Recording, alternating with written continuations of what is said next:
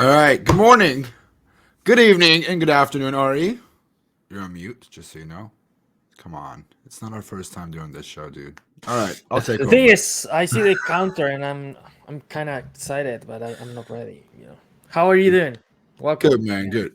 My name is Ben. Most of you guys know me as Nahamsek. I also have my co-host, Ari. Hey everyone, my name is Ariel. I'm ARL Rose, if you can pronounce that. ARL Rose, tell us what we got going on today. What's the plan? We have a lot of things going on. We are going to talk about pen test with some of the amazing guests, and we are also doing some cool giveaways. Do you want Let's to talk share? about the guests. Let's talk about the guests first. Who are Okay. our amazing guests for people that are watching and for some reason don't know about our guests? Who are they? So we have the Cyber Mentor, aka Heath. Actually, on the other way around, right? It's Heath, aka the Cyber Mentor, but it's maybe more known as the Cyber Mentor, so it's okay. And Phillip Wylie. I actually don't know his username. You can help me with that. It's the same thing as his username. His username is actually the same as his name. Okay, awesome. But I want to hear Philip's background story. I don't know if you know what Philip used to do in a past life. He has a very cool story. And I know Heath has a very random background too, but I think Philip's background story is a little intriguing to hear. I've always liked hearing that story. Well, let's talk about the second announcement. You said we have some giveaways. We have some amazing giveaways. Do you want to share what it is? Sure. Or how many those are? Because those two things are exciting. So I'm going to share the one that I'm very excited about. We actually partnered with Portswigger, the people behind Burp Suite, and we're giving away 15 certification vouchers. So what we're going to do is, as always, at the end of the stream, we're going to put out the command. Everybody is going to try the command, and 15 of you are going to get access to take the voucher with Burp Suite for free. I think it's $100 or it's $99 in the US and 64 squids, whatever you call it, in other side of the world. That's how much the price is. So we have 15 of those. If you want to take them, we got you. We'll give out some giveaways and some vouchers. And let us know what you think. Let us know in the chat if you have taken it or if you plan on taking them at all. What was the second giveaway, Ari? Do we have a second giveaway? I don't know. I'm not aware of those. Our producer is not here today, so I don't think we can do our second giveaway. Our producer is on vacation. It's on vacation. Maybe next week. There is room for next week. But at least we have those 15. We'll give them away at the end. Maybe towards the end sometimes we'll take a little break and start the giveaway, and then we'll announce the winner or the winners of this giveaway at the end of the show. Yeah. And we do want to see all the certificates on Twitter after everyone passes the exam. You guys should all spam Ari on Twitter and say, "Hey, I passed it," and just send your spam tweets at Ari. If you want his username, it's ARL Rose. Exactly. Tag me there. All right. Should we bring our guest chat? Are you ready to talk to Heath Adams, aka the Cyber Mentor, and Phillip Wylie, also aka Phillip Wylie on Twitter? Just welcome to the stream. How you doing, friends? Hey, welcome. Shalom, shalom. Welcome. Thank you guys for joining us today. Good to be here. Yeah, thanks for having us. So we did our round of introduction. We wanted to see if we can start with you guys. Heath, I think you're younger, so you got to go first. All right. Do age before beauty, and then we'll switch it. You got it. Yeah, my name's Heath Adams, aka the Cyber Mentor. I do security training and education, and also run a pen test company. So it's a little bit about me. Phillip, what about you, man? So yeah, my day job is a pen tester. I worked for almost 4 years as an adjunct professor teaching ethical hacking, web app pen testing. I also do a lot of speaking at conferences and workshops teaching web app pen testing, and also have a podcast called the Hacker Factory Podcast, which actually Heath was one of my guests on there. Very cool. You guys both are very public about your background. Heath, I know you came from something completely different than computers and cybersecurity. And Phillip, I know you did something very, very fun before you got into all this craziness. Let's start with you, Phillip. What is your story? What was your background before you got into cybersecurity and pen testing? Yeah, way before then, when I graduated high school, I graduated back in 1984, so I'm kind of old. So back when I graduated high school, I had never had any exposure to computers, so I didn't know what I was going to do with my life. And I was a powerlifter, still a powerlifter. And my friends told me that I should be a pro wrestler. So I actually went to wrestling school and wrestled for a few years. And I've wrestled some people, such as Mick Foley. He wrestled in Texas as Cactus Jack Manson. So I wrestled him. The Road Warriors, Midnight Express, the Fabulous Freebirds. Wow. Okay. And Heath, what about you? I don't even know why did you let him go first? Like now, I just set expectations. look, I was an accountant. I'm just gonna leave it there. Like I got nothing. Hey man, it's a different background than computer security. It just For shows sure, that you yeah, don't need to be absolutely. a computer scientist to get into cybersecurity, right? Absolutely, yeah. I have to ask, do we have any pictures of the wrestling? Ooh. Yes, I do. I mean, Oh, he I had want to some see wicked that. facial hair. That was his old pictures are awesome, man. And the hair Yeah, is dude. good. You've posted those on Twitter before, right? Yeah. I'll take a look in there. It's awesome. Okay, All right, so let's get back. let's get into pen testing. And actually, one of the first questions we have for both of you is, how do you actually get into pen testing? From wrestling or the military to pen test? How do you start it? Let's start with Philip. Yeah, for me, it was kind of interesting because I got out of wrestling because I had gotten married and I needed more stable income. I had worked retail sales. I'd worked manual labor. I did all sorts of things. Yeah. And for me, I really have to have something I enjoy doing for a living.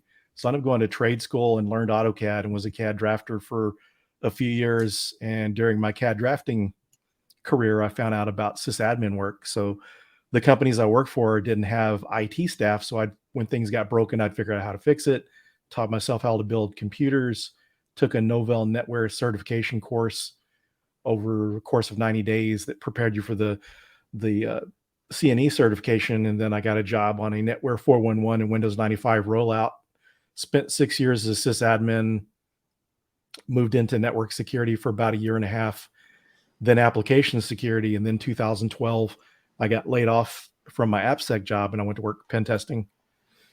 And so I've been pen testing for close to 10 years, but the sysadmin background was really helpful. And my AppSec career was what got me interested in pen testing. I was managing third-party pen tests for the mortgage company I worked for, as well as doing some web app vulnerability scanning. And that's what got me interested. Sweet. What about you, Heath? What made you go from accounting to, take that leap and jump through cybersecurity? Yeah. So for me, I was, it seemed like computer was an obvious jump. I've been on computer since I was 4 years old. And it was just one of those things is like, I hate accounting. I think I can manage on computers. I'll start in a help desk. I'm pretty good at break fix type stuff. I've been doing it for long enough and ended up working in help desk, got a job there, had a coworker tell me about ethical hacking and just say, hey, do you know there's certifications and that you can get paid to do this? And I thought that was mind blowing that, up until that point, I thought it was only bad guys that, could do or that could do hacking. And it was just like criminals. But there's a whole other side of that. And so I immediately went home that night and just remembered researching on Reddit and doing a lot of Googling and figuring out what I needed to do to get into the industry. Just kind of chained those steps together and started working on certifications, eventually took a job as a network engineer, continued getting experience building that up, and then ended up getting into pen testing after that. When you guys first started, what were some of the best resources? If you go back 10 years ago, I don't think there were so many resources like there are today, right? There wasn't a pen tester lab, there wasn't a Try Hack Me, there wasn't Hack the Box. Even 5 years ago, there wasn't. What did you guys do to learn? What was your way of getting started? Start with you, Heath. What are some things you used?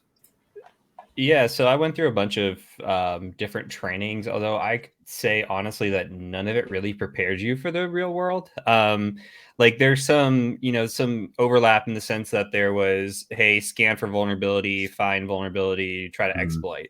But when it came down to actually working, like getting into an external pen test or an internal pen test, They don't teach you things like gathering credentials or looking through breach credentials or trying to do password spraying or any of the techniques that you would actually use, or like social engineering, or on the internal side, anything related to Active Directory. So it was very much like get the things that you need to get in order to like qualify for this job. And then once you're on the job, really get thrown into it and just kind of like, honestly, struggle bus through, find your way through blog posts if they were out there, ask anybody that's already in the industry what they do and learn from them. And really that was it, just kind of learning from as many resources as you could. But there was no like defined course or defined pathway like there is now with all the resources that are out there. So you would say just most of the trainings were kind of what got you started, that was kind of helpful in the early days?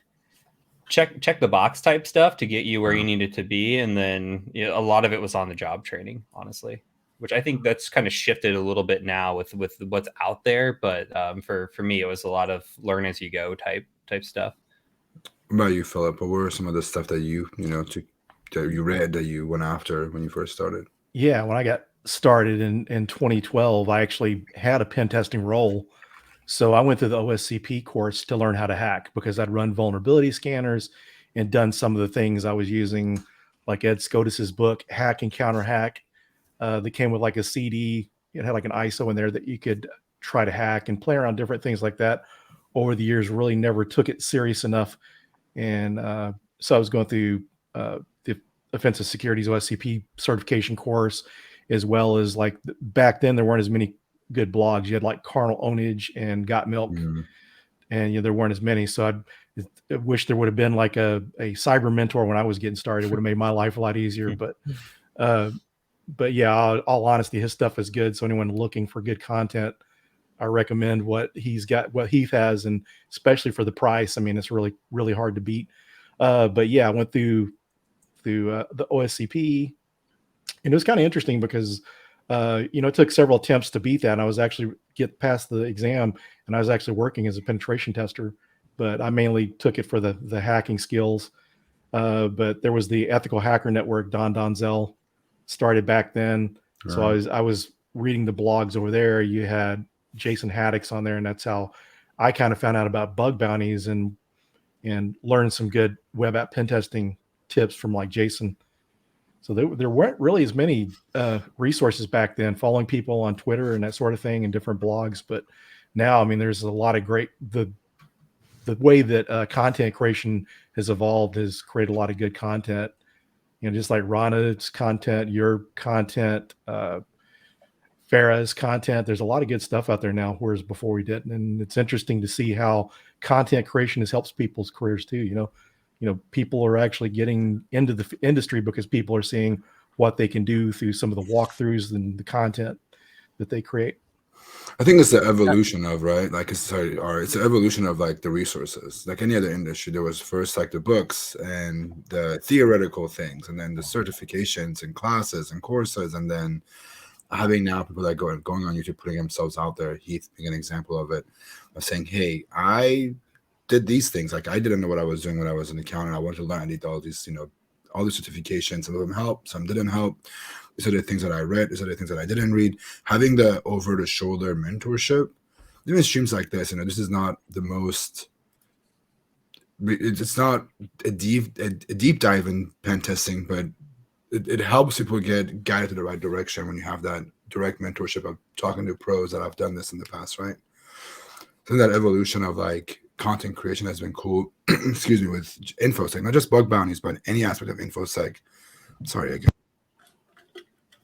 It's early for me. I haven't had my coffee yet, so you gotta bear with me. But yeah, it's just been cool to see so many people come out from different backgrounds saying, "Hey, I used to do this. I'm doing this now. You can do it too." Lily, I think you guys are both familiar with Lily.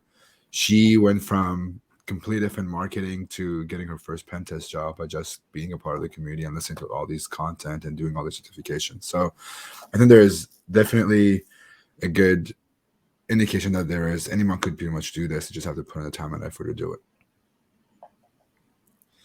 I will say that I'm a little bit surprised that none of you actually mentioned OWASP. and and in my time, and I actually, I don't want to get roasted again, because I used to be a pen tester, like 7 years ago, or even Don't more. do it. Don't do it, Larry. I don't want to but- get started again.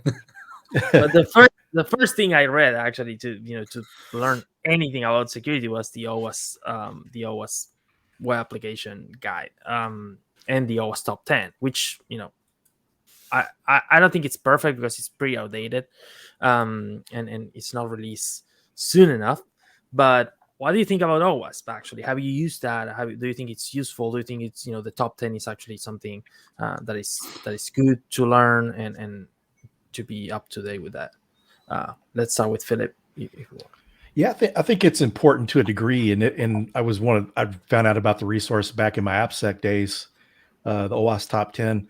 I think it's helpful, but one of the interesting things was during my podcast, I did an interview with trying to think, I guess it was John Jackson, or either IPSEC said that, I believe it was IPSEC, to test beyond OWASP top 10, because not everything is going to be on the OWASP top 10 and in the OWASP testing guide. So to test outside of that. So I think it's important to learn. And I think for those trying to get into the pen testing world, understanding the basic OWASP top 10 vulnerabilities and be able to explain those on an interview will be helpful, because you get a lot of those questions. Even it could be an infrastructure pen testing job, but they're going to ask you what SQL injection is, or cross-site scripting, and those type of things. What about you, Heath? Yeah, I think I agree with that. For when you're coming up, and there's more of a focus, I think, on network with a touch on the OWASP top 10.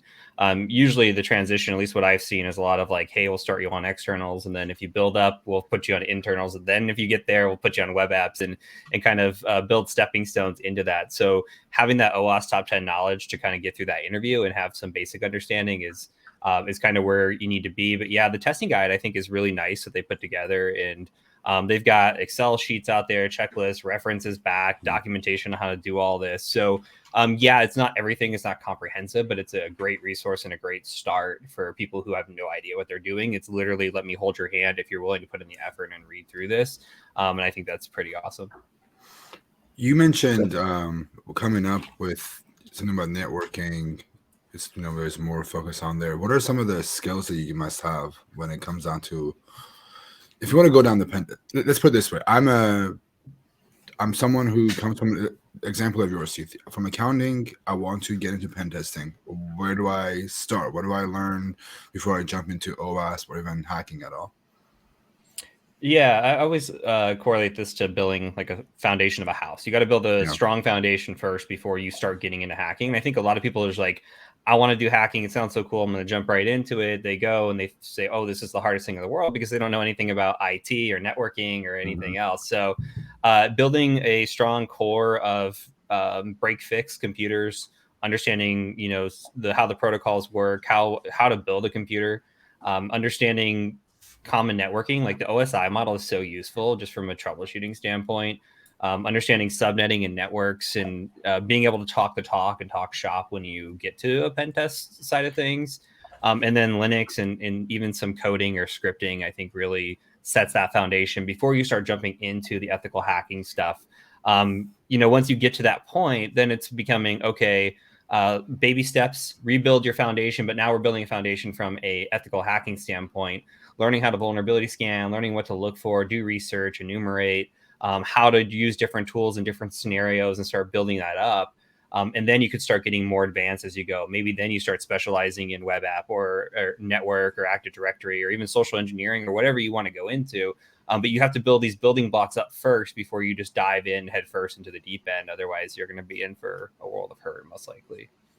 Yeah. What about you, Philip? Anything that you would recommend people learning early on before they get into, hacking or pen testing or anything like that? Yeah, I agree with what Heath said. So you need to build that basics up. If you look at any college course, you're going to take a course, there's prerequisites that you are supposed to have before you take a course. Mm-hmm. And so, like, even if you wanted to specialize in web app pen testing or bug bounty, then get on like free code camp or something, learn how to do development, web development, and then take those skills on from there, and then learn the hacking piece of it. But you definitely need to understand, because, like, for instance, learning, like Heath mentioned, Linux and understand Windows from the command line perspective. If you get command line to a server, you get a shell and you don't know the command line, you're going to be kind of stuck. You're going to be doing a lot of Googling. So having that base built, because like for my background, I started out as a system administrator. So that was very helpful for me. So I was working with Active Directory when,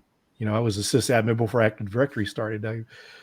Back then we were using like Novell NetWare's directory service, NDS. So just be able to understand how infrastructure works. I mean, you can even go as far as learning some of the Cisco stuff as well too, but that's not as going to be as useful as starting out as like the Windows basics, understanding Active Directory. I know Heath's got some good stuff out there I've seen on building Active Directory. So just getting out there and learning that. One of my first managers as a pen tester encouraged us to learn how to build things. He really didn't encourage us to take hacking courses or pen testing courses. He would always encourage us to build something. So if you haven't worked in an Active Directory environment, if you learn how to build Active Directory, you install Apache web server, you understand how those things work.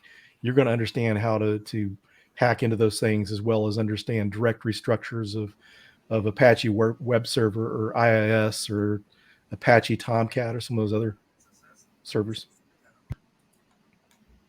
Now you're muted, but watch out with your feedback. so, yeah. No, I'm having feedback on my end. I think it's the stream. Go for it. No problem.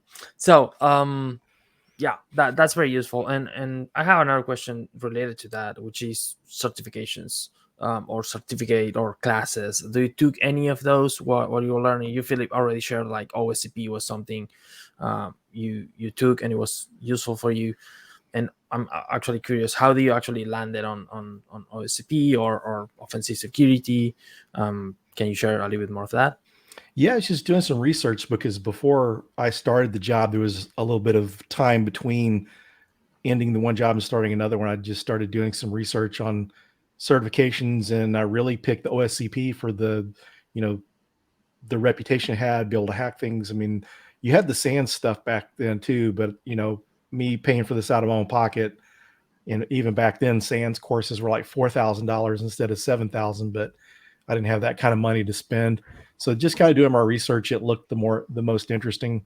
And I like the fact that it was created by a company that people that were actually doing pen testing, because and one of the things also too, I want to mention before I forget too, one of the good things about having mentors or having study buddies, people that are going through this at the same time you are, been through this, is sharing good content, because you can go on Udemy and you got some really good stuff like Heath, IPSec, and some other folks on there. But then there's going to be a lot of stuff that's just crap that you don't know whether it's good. So having someone that can share with you good resources is very helpful. Because when I was starting out, I was just kind of lucky that I picked the OSCP, but you can just imagine now all the things that you could go through in the learning process.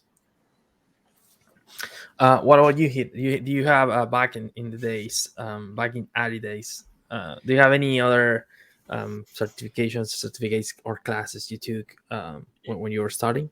Yeah, so I went through basically anything that could be considered the checklist or must do that would help, So A+, Net+, Security+, Linux+, CCNA, CEH, OSCP, OSWP. I did them all in order to get where I needed to be. In terms of like certifications and that stuff, some were hit or miss. Some were definitely check a box. Some provided educational learning. So you kind of learn as you go. And I think there's a wealth of information now out there comparatively.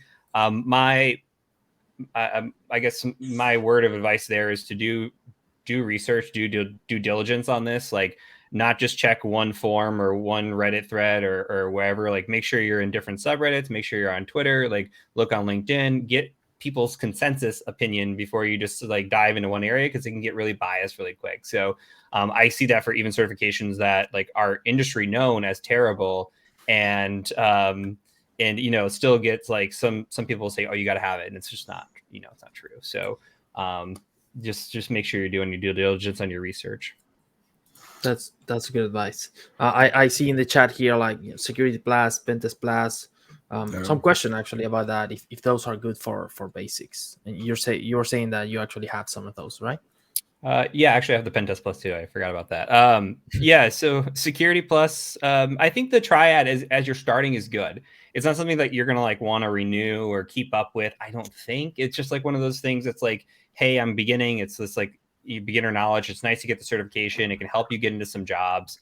A Plus can help with help desk. Net Plus can help with like junior network stuff, and Security Plus can help even maybe get like a SOC type role.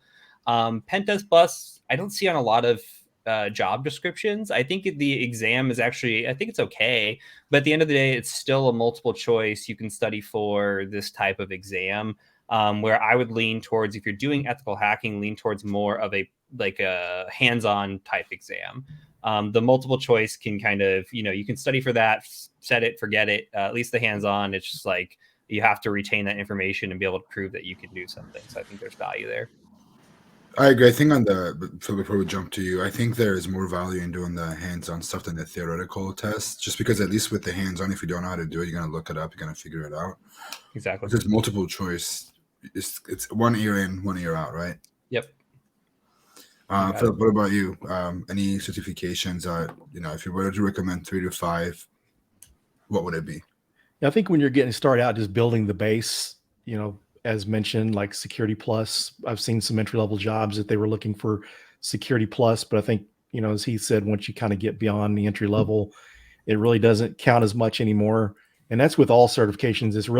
They're really just help you get your foot in the door. Once you know what you're doing, you don't need it. I mean, just like one of the people on Twitter, some people may know of, TinkerSec, he's got like 0 certifications, all this stuff he studied on his own, and he's a really great pen tester, and he gets by without certifications. It's just the initial getting your foot in the door where you need it. And another thing with certifications, you take some of these certifications, if you got it 10 years ago and you're not still practicing it, say maybe you're working on a help desk, you took the OSCP and passed it 10 years ago and you haven't continued, that doesn't mean you still have that skills, because it's kind of a snapshot point in time skills assessment of what you could do at the moment.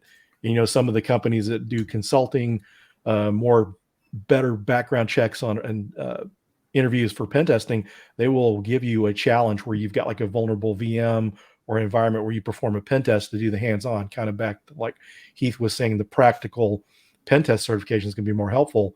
Some companies are starting to do more vetting. You have some other different bug bounty platforms that are using like Hack the Box to vet, people for their platforms and stuff. So while the certifications help you get in the foot in the door, I think once you get it, then, just know what you're doing when you're taking the time to get those certifications. I know some people will go through and just try to get the certification, don't focus on the learning.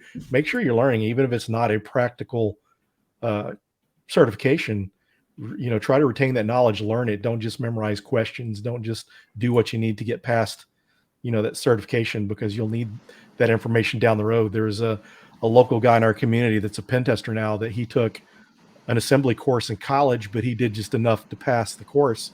Then he got in a pen testing role and needed the assembly skills and had to go back and learn it. So these are skills for a career you want to get into. Make sure you learn those and retain it. There's some things, if you're going through college, you may not need to memorize or whatever, or know that well, but the skills that you're going to use on the job, make sure that you're doing a good job learning those and retain those skills, opposed to just learning it to pass an exam.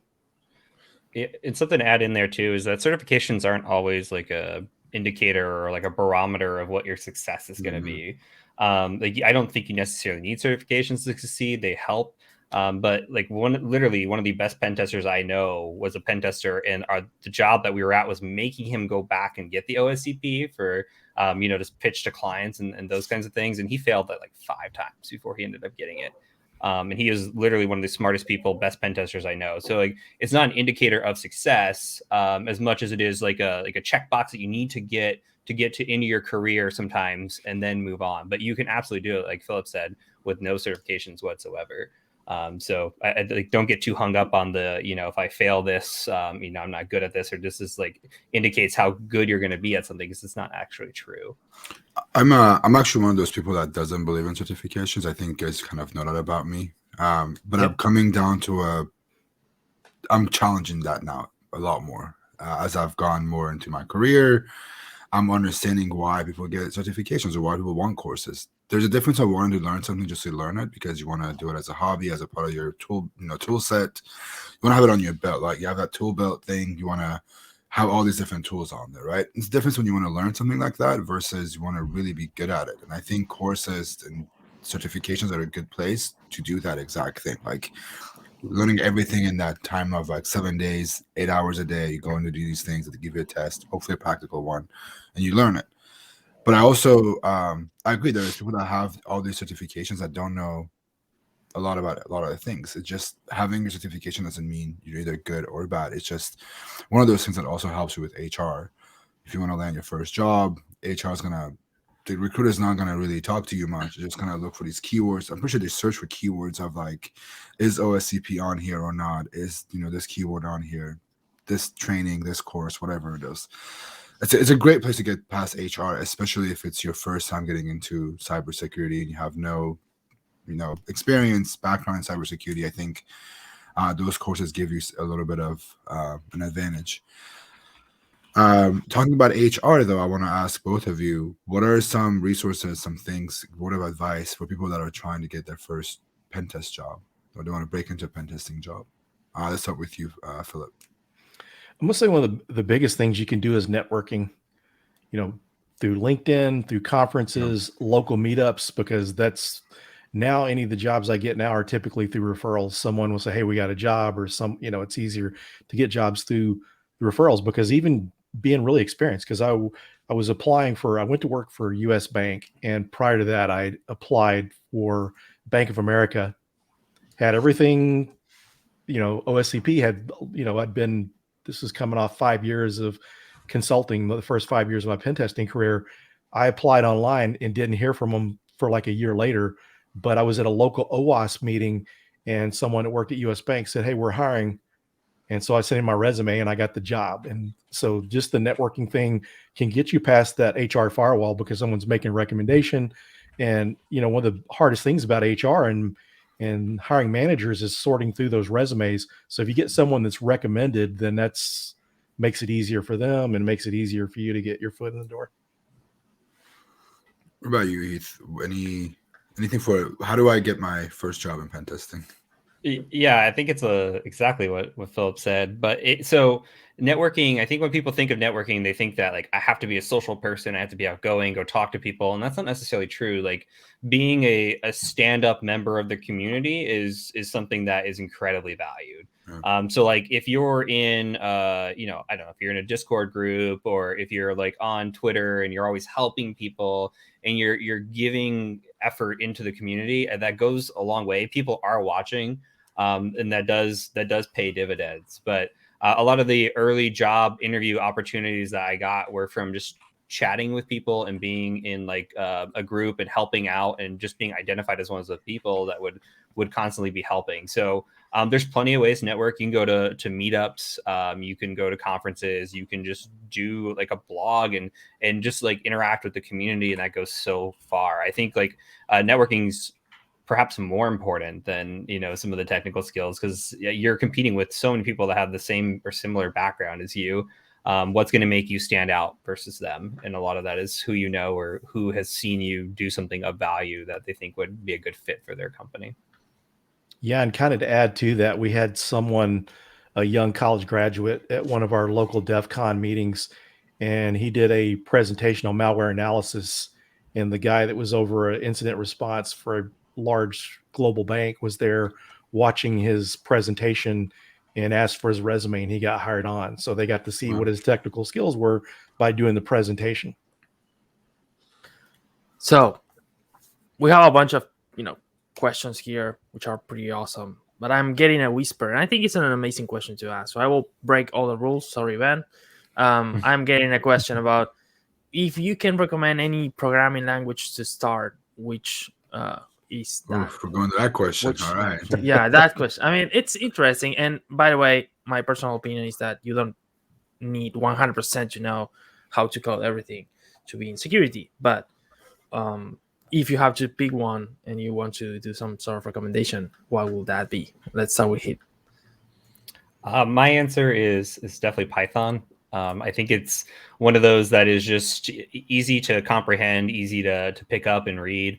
It's one of those that colleges are shifting to now as an introductory language because of these reasons. And I honestly I think that once you start picking up, like you said, you don't have to be a developer to be successful in security.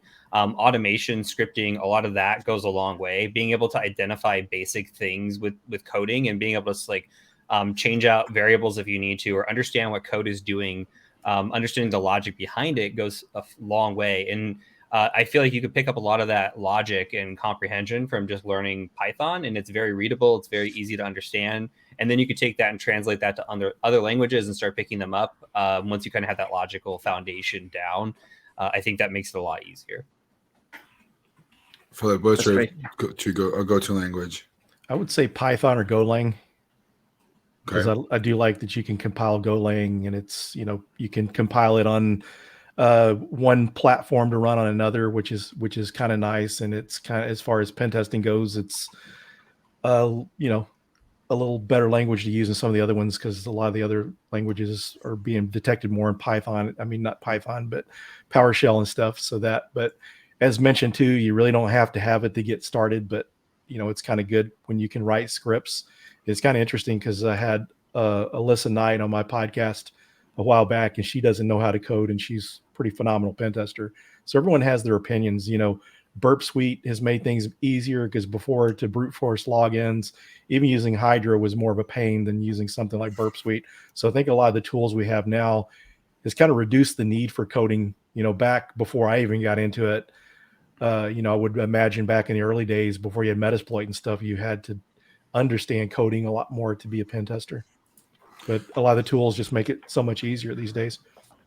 I think with the coding thing, it helps to be able to make an assumption on how things work, especially when it comes down to web pen testing. If you can assume how this particular module or this particular application or whatever function has been written, you have a better understanding of how to attack it versus not knowing at all.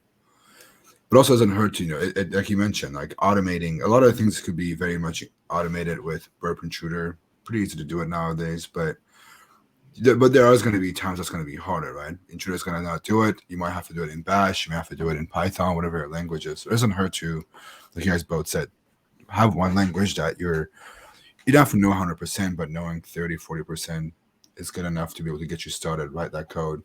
That code's not going to go out and see the light of day, but it doesn't have to be perfect, but at least you know how to do it, or you can at least guess how things work. I think CTFs go a long way too. If you just participate in CTFs, you're going to see a lot of situations where they give you code, and then you have to understand why it's broken, especially on the web app side, why there's something, what's wrong with it, and you can start digging into the source code, understanding why it's bad or what the flaw is, and I think that goes a long way. So above and beyond, but what you're talking about, the more code you understand, especially website, the better off you're going to be as well, I think. Well, let's talk about the CTF thing, because this is something that really interesting that you brought up too. What is your take on CTF? How does it help with pen testing or getting into cybersecurity? Yeah, I think it's one of those things that kind of teaches you kind of one-off skills or skills in situations that you might be able to use them later on, but the chain or the way that they're going to be chained together is not realistic. So as long as you understand, hey, I'm picking up maybe this type of exploit, or I'm learning about this, and understand that you're never going to see it presented most likely in that way in the wild. But you kind of just take those skills and you can hone them for later stuff. Other than that, I think CTF is good if you're into gaming and that kind of competition stuff, just to do it for fun even. It's skill sets that you can develop, and I think it can be useful. It's not incredibly practical, but there's skill sets that you can build and develop into your tool set.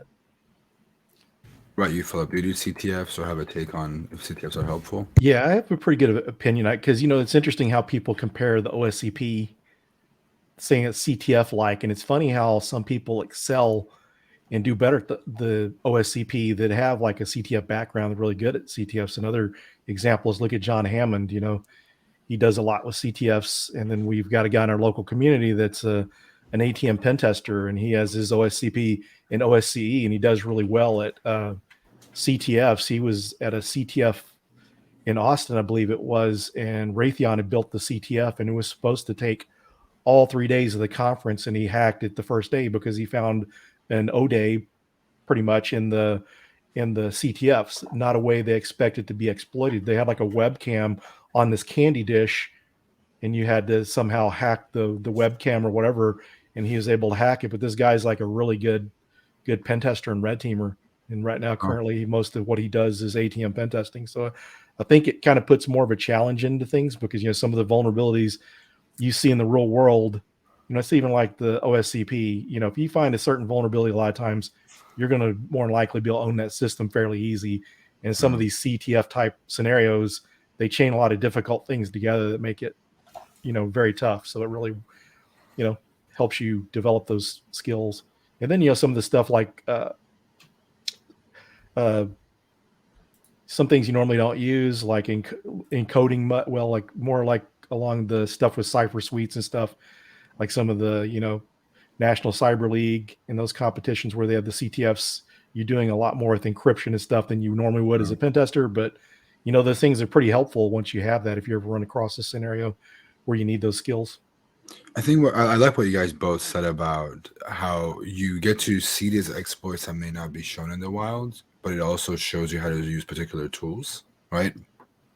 It does that, but I think there is also a little bit more to CTFs. I think CTFs are a really good place for people to kind of get exposed to what they may like in cybersecurity. I'm not talking about doing Stego and crypto, that kind of stuff, but if maybe you're in physical security, you know, you go and you do a lock picking thing and you realize, oh, maybe I like doing this more than I like binary exploitation, more than I like mobile, more than I like web, more than I like all these different things that come into a CTF. And you're kind of understanding like, okay, I understand the tools that are used for web now. I don't like it. I did binary exploitation or reverse engineering, whatever it was. And I like that more than web. And I think it gives you a good understanding of these are the things that I'm passionate about. This is what I want to pursue, especially if you're new. And it also goes to that networking key thing that you guys both talked about. CTFs are a really good place to meet people with similar skill sets or even better skill sets than you do. And kind of network yourself and see who's doing what and who can, you know, become a friend or maybe help you go in the next step in your career. I will also add that, at least in my experience, CTFs were a great team bonding activity. We will not only be by ourselves doing CTF to learn, but also we will stay late in the office doing CTF as a team with my colleagues. We will actually participate in this international thing called the Cyber Olympics, I think, by EC Council, and it was great because we'll just stay the whole night hacking as a team and learning and collaborating each other. And I think that's, you know, not only learning but collaborating with teammates and hacking together was great. And I will say that, you know, some of those skills at the end of the day you end up using in your work. Maybe not every single thing, but reversing binaries, for example, those are super helpful in my opinion, because those are normally the techniques you need to know when actually doing a pen test on a binary. Same with mobile Android or iOS. Those things are very useful, and I think those are great. And I will also say that we did a stream about this a couple of weeks ago, so definitely folks in the chat, if you're interested in learning more about CTFs, you can check it out. It's definitely on Twitch. Is that in YouTube? It'll be on YouTube soon, but it was with Adam Langley and Nero. We'll put that on once. Next week is our last episode. Once that's done, we're gonna start posting all the old interviews. But yes, make sure you check it out once it comes out. I don't want to move on from this question just yet. I have one more question for the both of you. Besides the try hack me, hack the box, pen tester lab, the regular people that we all always recommend, they're great. They're great places to learn. Are there any other CTFs that you recommend, like Over the Wire, maybe one of them? Heath, let's start off with you. Yeah, I mean, I think like first of all, from a lab perspective, maybe not as CTFy. Portswigger Academy, I think, is great from true learning web app. If you're looking to get into CTFs and actually learn, ctftime.org is a fantastic website. Mm-hmm. And there's places that you can sync up, like Discord channels and other locations that you can just go and like find team members and you guys can learn together. And I think those are great resources too, like building the camaraderie that you talked about. Like we just did a CTF for the weekend where literally we all got together, stayed up late, had pizza, beers, whatever, and just like packed stuff. And that was, it's like the kind of that bonding that you get with your friends, and just a good way to spend a weekend too in challenging puzzles. So I think ctftime.org, look for the different, they have beginner ones on there. You don't have to go for the ones that are high points, national competitions. Just start with like the lower point ones, or maybe even less recognized ones, and just start doing those. One of the nice things about COVID has been that like a lot of these CTFs have opened up to the internet, where it used to be like B-sides, you'd only be able to do it at B-sides. But now it's like, hey, everybody can participate. Maybe not everybody can win. That's not there, but you could still do these challenges and get experiences. And then lastly, reading write-ups to CTFs really helps. Even while you're on a CTF, you can a lot of times Google and find something similar, or challenges that have been kind of similar in the past, read the write-ups, understand and learn how to do the challenges in front of you. And those are all great resources in order to kind of succeed at CTFs. Phillip, what about you? Yeah, some great advice there from Heath. And the Portswigger Web Application Security Academy is a good one. I was actually using that as a resource for my web app pen testing class. But Over the Wire CTF and Under the Wire, because Under the Wire you can learn some PowerShell skills from that, and then Over the Wire learning some good Linux security. Pico CTF is kind of a good one to start out with. Yeah. They say it's for people just starting out, it's a little bit easier to get into, but don't be fooled. It's not a total blow off, but the Pico CTF, you've got some of the CTFs coming up now for, like the Sans CTF that they put on each holiday season and stuff. That's usually a pretty interesting one. And just going to conferences, Vulnhub has some retired CTF boxes in there, so you can download some VMs from there and set up your own CTF from that. The Vulnhub one is a really good one because they give you the whole image. You set up on your own and do it. Over the Wire is a really good one. I agree. Websec Academy, but I'm renaming stuff just because people in the chat are asking. Websec Academy by Portswigger. If you type in Websec, it comes up. And then ctftime.org is just great just because it gives you everything that's coming up, who's hosting it, what's the difficulty like, how to play it, and that sort of stuff. Think of ctftime.org as the center for any CTF that happens, whether it's qualifiers, whether it's newbie friendly, whether it's old, new, it goes on CTF Time, and you can read about the CTF directly on there. And if you're in college, the National Cyber League runs in the spring and the fall semester. So that's a pretty good one too. Nice. So with this learning topic and getting better into pen test and knowledge and all that, I will say again, back in early days, I took a job in pen test where I wasn't making a lot of money, but I learned a lot. Basically everything I know now, I learned thanks to my colleagues and other people teaching me and working actually doing pen tests, and I had that opportunity. But I want to know, what would you think about it? If you would recommend it, maybe starting as a junior pen tester, even if the salary is not great, but just to focus on your learning and like maybe as an investment, learn how to hack and do pen tests. Will that be something you will recommend? Let's start with you, Phillip. Yeah, I mean, well, if you can get in as a junior pen tester, that's good. And we've seen people, and Heath's familiar with someone from the virtual community online, Fearless Michael Paddock. And I think part of how he may have got his job was through Heath retweeting or something. And that guy went from a pool cleaner right into a pen testing role and was paying better than junior salaries. So one of the things I do like to encourage people is there's some people out there going to tell you, and it's not it could be gatekeeping, and part of it could be just because this is the way they did it. They think it's the only way. So I started out as a sysadmin, but I'm not going to tell anyone you have to be a sysadmin. You just learn those skills. You don't have to spend 6 years at it, because for the skills I learned, I probably learned that the first couple of years or so. So it doesn't take that much time. So if you want to be a pen tester, go for it. You don't have to start out in the SOC. You don't have to start on the help desk.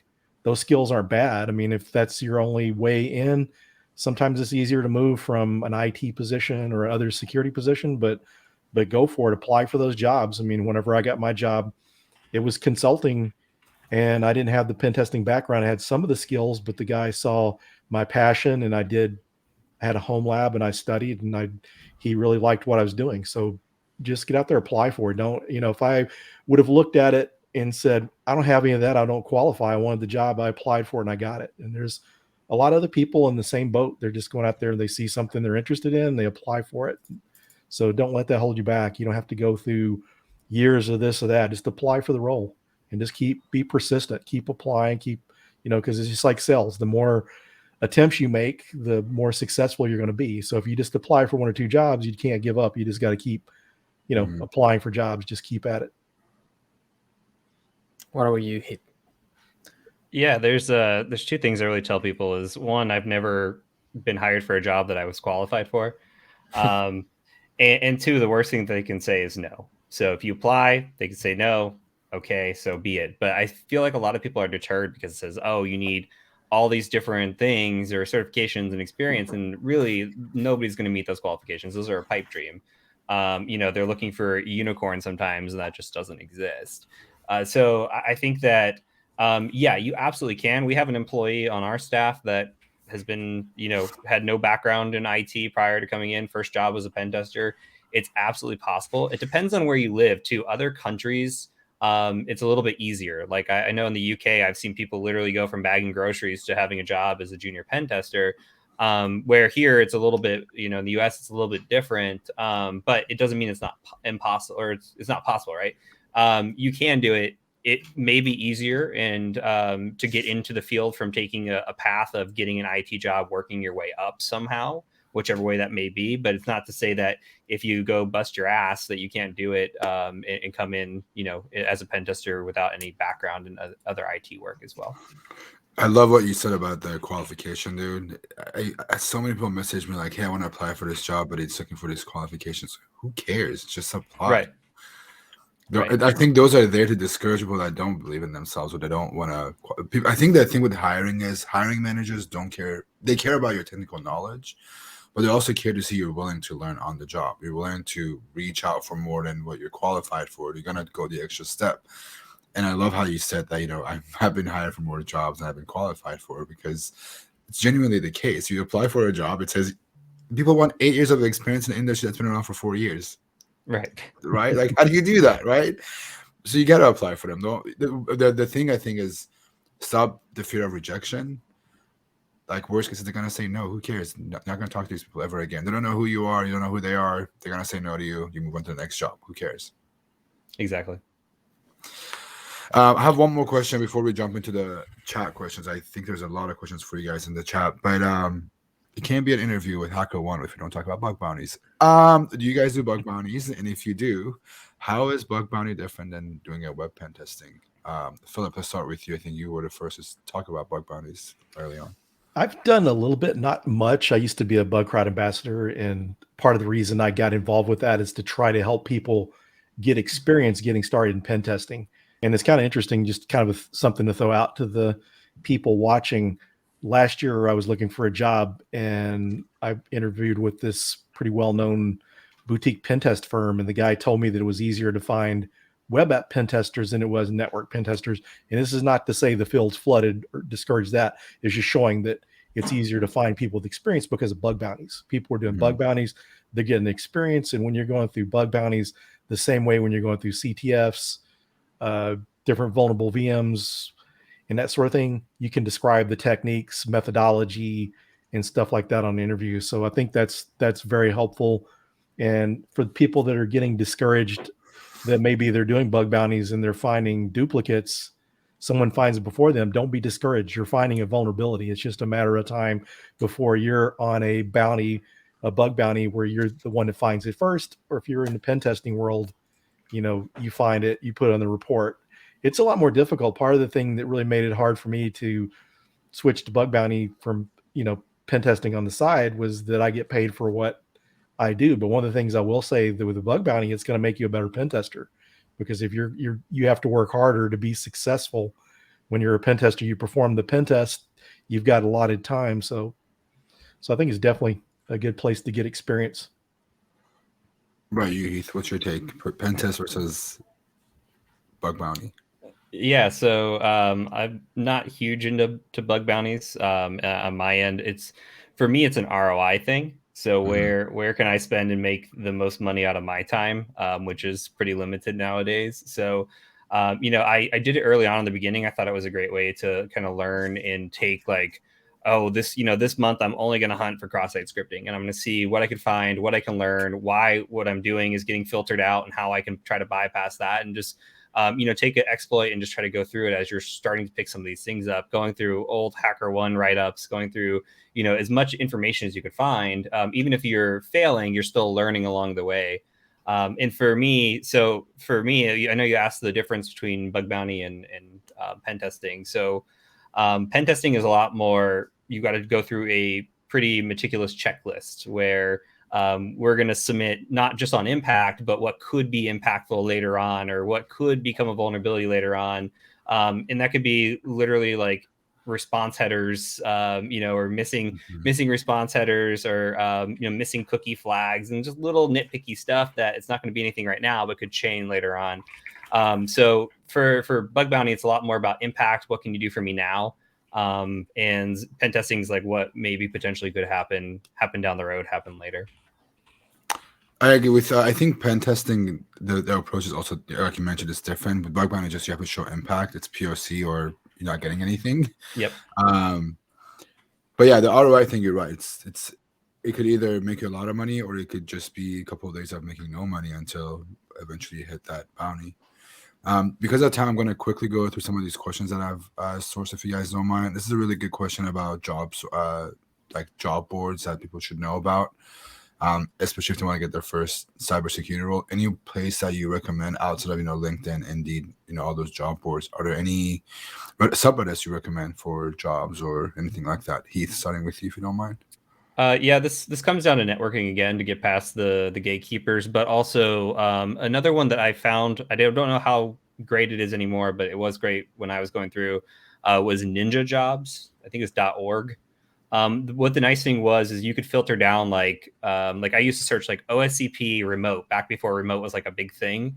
Yeah. And you could sort that out. And then when you would apply and submit your resume, it would go directly to the hiring manager, to the point to where they would say, hey, I want to interview. I'm going to put you through to HR, get you through the process, have you fill out the application and come back. So it was like kind of cutting the line, getting in front of somebody. Because a lot of times it goes to HR, gets filtered out before any manager even sees it. And that's a big issue as well. So, but I mean, networking is going to be the biggest place to get around any of these job filters, gatekeeping as well. So, what about you, Philip? Any recommendation on places to look for jobs outside of the regular job boards? Yeah, I'm going to have to mention networking again, just because it's interesting even when you go to the conferences too.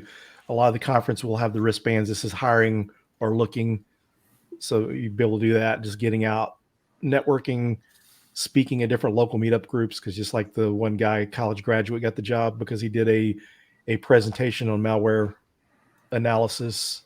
So networking. As far as sites go, I've pretty much stuck with LinkedIn, maybe Indeed, but just networking. Usually I don't have to even deal with those sites. So really focus hard on networking. One of the tips I'd like to give to people in India is that learn skills outside of just web app pen testing, because I was a red team lead at a company. We were looking for a red teamer in India, and it was hard to find people with infrastructure pen testing skills. They didn't have to have the red team experience, because if you got the infrastructure pen testing experience, you can train someone to be a red teamer. And so one of the things I was seeing there was it was really hard to find people with the network or infrastructure pen testing background. So people in India, a lot more companies are outsourcing things. So start learning some network pen testing, because we had a ton of resumes coming through with people that have web app pen testing experience, just not the network pen testing experience. What about any podcast, YouTube channels you recommend? I know both of you guys have your own podcasts, your YouTube channels, but anybody that you recommend watching? I think everyone agrees with John Hammond, Live Overflow.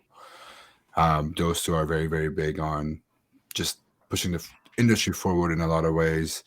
Anybody you guys recommend watching as well, besides yourselves, obviously? You guys should go watch their stuff. That's what I'm trying to say. If you haven't done it already, you should go follow them both. I know both Philip, you have a podcast, and Heath, you have an amazing YouTube channel you post a lot of content on. But what are some other stuff you recommend? Darknet Diaries for a podcast, Malicious Life for a podcast. On the YouTube side, God, there's a lot of good small YouTubers as well. Insider PhD is one of them. I think she does great. Pwn Function's one, depending on what you're looking to get into. Even like, I mean, just I feel like there's 1,000 out there, and I'm gonna draw blanks on them right now. But there's tons of good YouTube channels out there nowadays. Yeah, I would second on the Insider PhD and also Rana Khalil. She's got some really cool stuff because she's got one series that she goes through Web Security Academy on Portswigger, and she's even has some of her videos where she's using Python to solve the labs within her videos. So she's got some really good stuff out there. IPSec, some of his walkthroughs are pretty cool too. As far as podcasts go,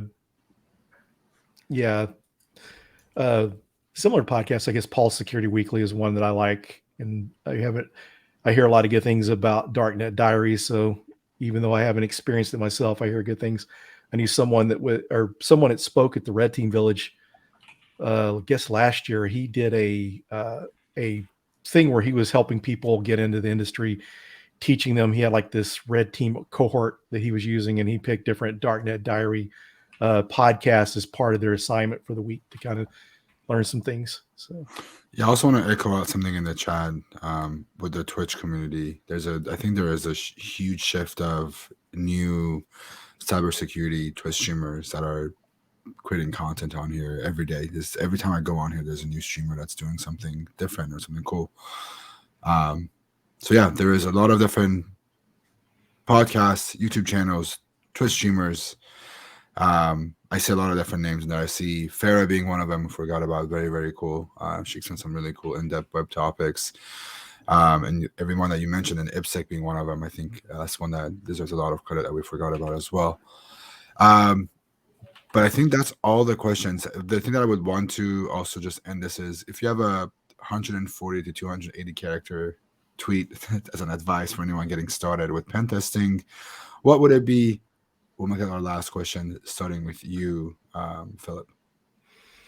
I would say take your time and learn. Don't rush it, because one of the things I've kind of learned through my career in a lot of different areas is I get in a hurry thinking about the end goal and not really take the time to really learn, and absorb it well, and have to go back and learn again. So that's kind of what I would recommend. Make sure that you're spending the time learning.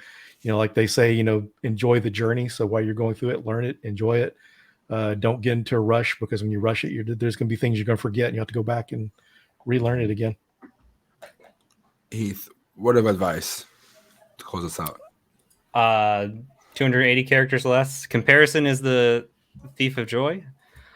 Don't compare yourself to others. Run your own race. Don't worry about what's posted on social media, because only the successes are typically uploaded. So just worry about yourself, and you'll succeed.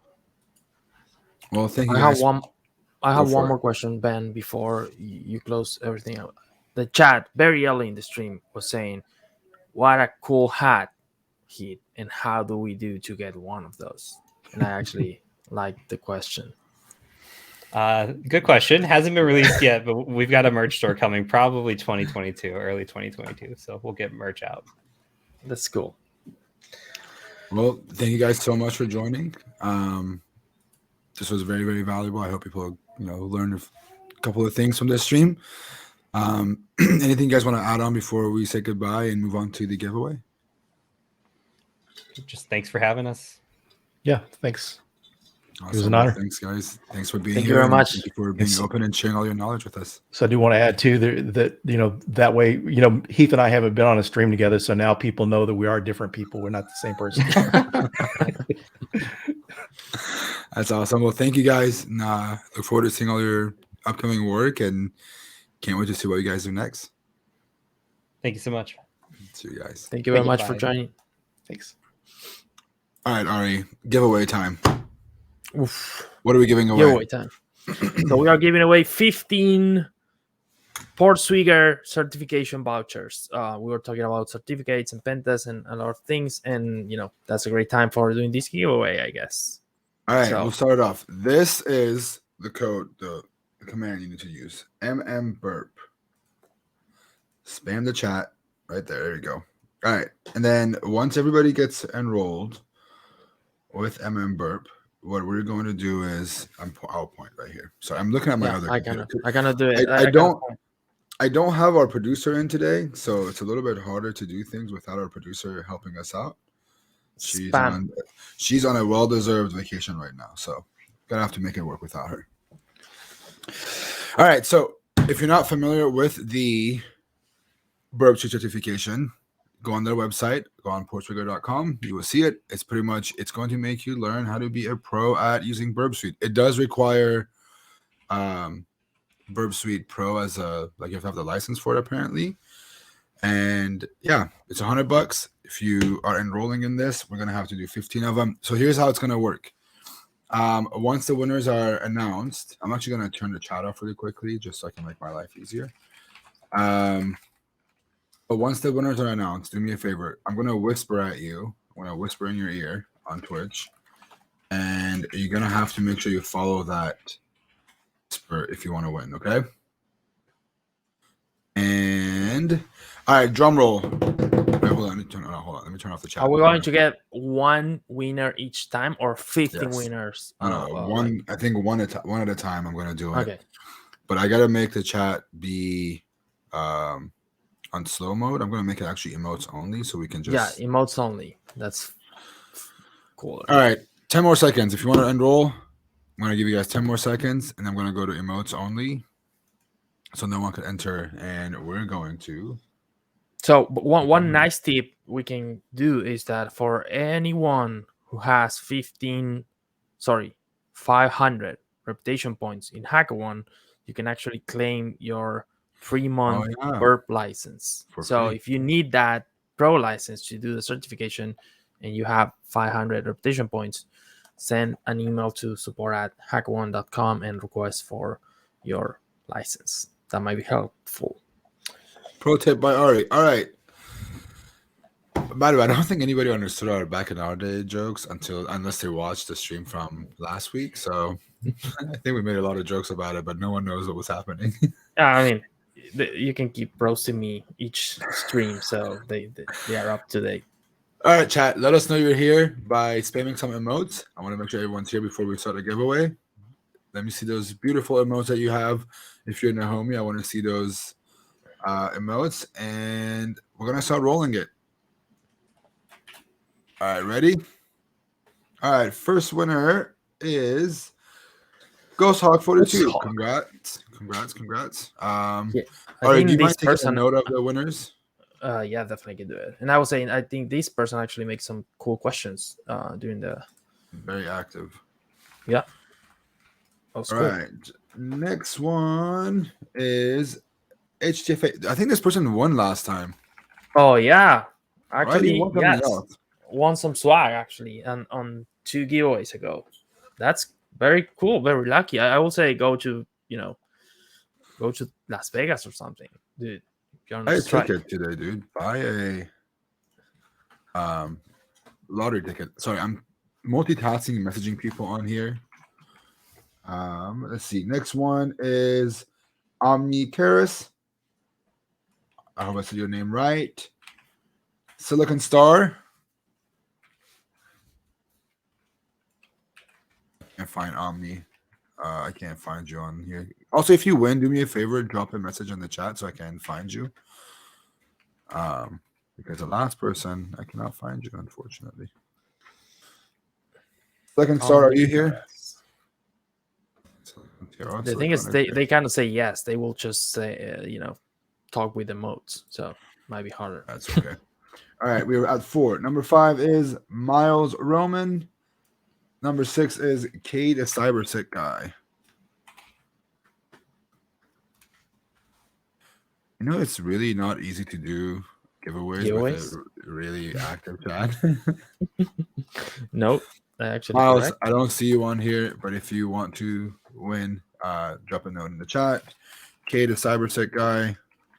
I know you're in here. I just saw your name, but chat's not letting me find you. Where did you go? We in the chat, relax. Where it's like you're making it. Maybe very put it hard. in slow mode. You should put it in slow mode, huh? You make a valid point, my friend. Yeah. That would be. It is in slow mode already. What do you mean put it in slow mode? It's It is already. already. Oh, Yes. Jesus. We just That's have a an lot. active chat, dude. Yeah, that's cool. All right. How many was that? 6 so far? I actually have Miles as the last one. You mentioned someone else, but I couldn't. K, the find cybersec guy, was the last her. one. So that's 6 now with K. All right. Okay. 7 is Compendium. I think it's how you say your name. Yeah. Number 6. Compendium 66. Number 7 is Matthew 0423. Yep. I'll find you, Matthew. Just drop us a message if you're here. CT Suhulu. No, Suhulu? Suhulu. Whatever you pronounce the cracking kind of thing. You know, Yeah, the beast of the book. Suhulu. Got it. All right. That was what, 8 so far? Yes. No, 9 actually with the 9. We'll find. I whispered to a few of you. 125 gang. Are you here? Come on, gang. Oh, I see you. Gang's already in here. All right. All right, I have 5 more, right? Ari? You have 5 more. Yes. All right. Chronic, are you here? Chronic's, yep, you're here. All right, we have 4 more, chat. Saya, I think I've seen you in here before. Saya 44. 44. All right, I message you. Okay, 3 more, right? Is it a final 3? Final Crimson. Crimson Cheshire. I have 2 more. Cheshire, whatever. Sorry, folks, for the pronunciations. Archive OW. I don't see you in the chat. If you're here, please send us a message or send us a emote. Final one. And final person is Home Dog. Home Dog. I don't see you in the chat. All right, I'm going to take this. Back to text. Yes, I'm going to make it 5 seconds slow mode. So if you haven't won, Ari, can you type in, send me that's the winner so I can also message him on here really quick? Yes. We can put in private chat. And we can now talk. All right. I made slow-mo better now. You guys can chat. But those were our winners. If you are one of the winners, please drop something in the chat so I can find you if you haven't got a message from me.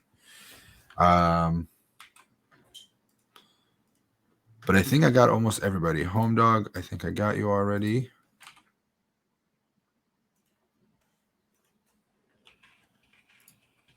I think everybody got it. Matthew, did I message you already? I'm going to just do this live. Matthew. I think that's everybody, right? Omni is the only one that I haven't heard of on here yet. Omni. All right. I think that's it. We did all of our winners. If we didn't win, if you won, just send us a screenshot of you winning to our support. Oh, there we go. Omni, I found you. Yeah, if I said your name and I didn't reach out to you, please send us a message or an email. But I think I got Ghost Hawk. I already got you. Omni, I got you. Silicon Star, I've got you. HTFA Mayo, I got you. The Cyber Sick guy. Compendium is one that I haven't seen yet. If you're on here, Compendium. He actually whispered me, so we are good in that one. Okay. So I'll send you what I usually send everybody. Who else did I miss? Hub 123, I already got you. Matthew, I got you. 125 Gang, I got you. Home Dog, I got you. Crimson is the one that I haven't seen. In Archive OW, I haven't seen you either. So your second one that you have won. Yep. I think I messaged you already. You know what to do already with it, but I messaged you again. But I think that's it, right? Anybody? 125 Gang, it's here in the chat. I already messaged you, 125 Gang. The only person that I don't have is Crimson, Archive, and I think Messiah. Crimson is right there Oh, in the Crimson chat. is right here in the chat. There we go. All right. I'm here. Sorry. Miles Roman. Thank you. See, this is so much easier when we do it like that. Exactly. How do you pronounce it? Can we do a Google I had to bring Translate? him version? on this show just so he can teach us how to say it. I always call that Chuhulu, which doesn't make sense because I mean, whatever. I don't know. Did we have a chronic sleepy as a winner? Right? We had one.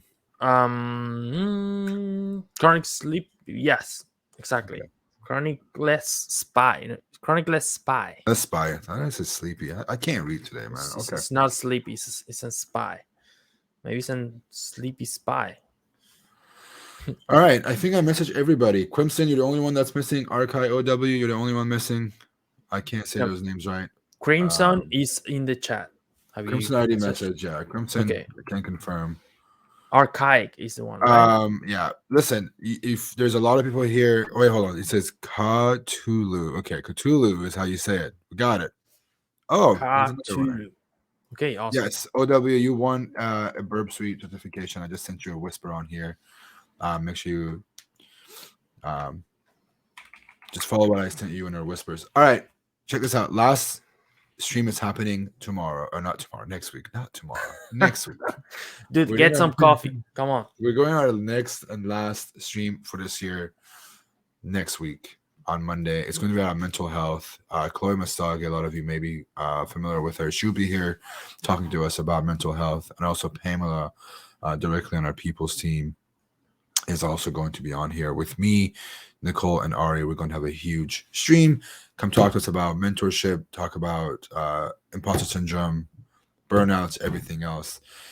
This was really, really cool. This was awesome. A big thank you to Phillip and Heath for joining us. That was really, really cool. Thank you guys so much for being here. We appreciate it. But unfortunately, Ari and I have to go back to work. Ari, any last minute words you want to say? Anything you want to announce?